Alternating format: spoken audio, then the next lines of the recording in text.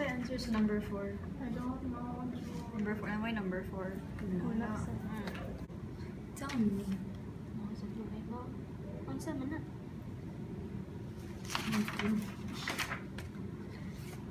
Ang sa maning says law. Di ba something na about supply and demand? Or Ambot lang dito. Wala ko kasi. Did ko idea na.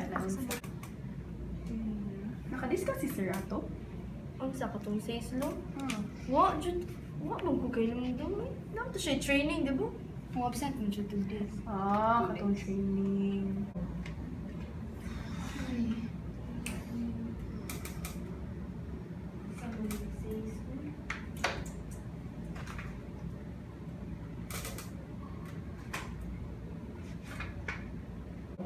Ambot ani oy, nag-CR sa kuha. Sige. Kasi na kayo makitaan sa CR. So, I Google.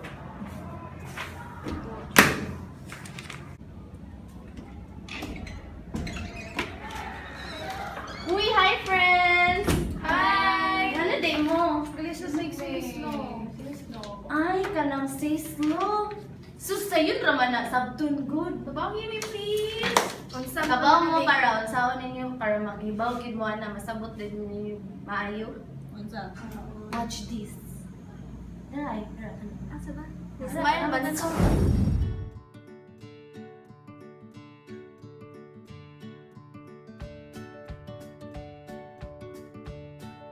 Classical economics refers to the economic thought that was adopted between the year 1750 to the early 1990s. It may seem like a long time ago, but classical economics are still pretty much used by some modern-day economists. With this in mind, let's examine the relationship between classical economics and something called Say's law.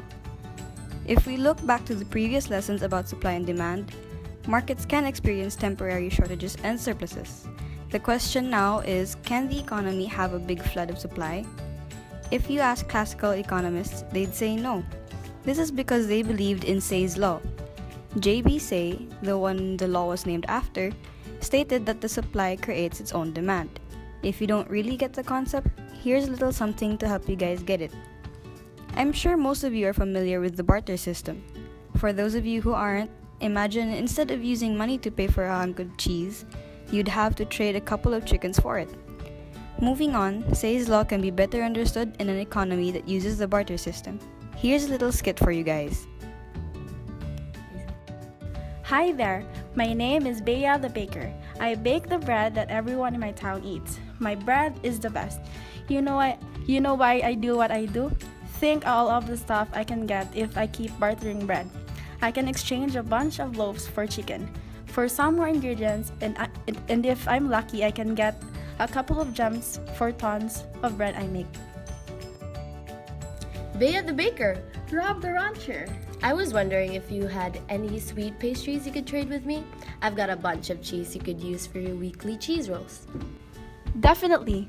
Come over here and I fill up your sack. Wow, your bread smells amazing as always. Alright, so you can see here that Bea the baker is the supplier of Rob the rancher's bread. Rob is one of the individuals who creates the demand for Bea's bread. Have you noticed something? Rob happens to supply Bea the cheese he needs for his weekly cheese rolls. Bea supplying cheese rolls creates the demand for Rob's cheese. This is Say's law in action. Supply creates its own demand. Assuming the last statement is true, this implies two different things. 1. There can't be an overproduction of goods. And 2. Nor can there be an underproduction of goods. If we take the baker's situation and place it in an economy with money, Bea earns money as income, and with this income, she can use it to purchase other goods, and thus increasing the demand for that particular good. But that's not always the case. She can choose not to spend all his income because she could choose to save some of the money.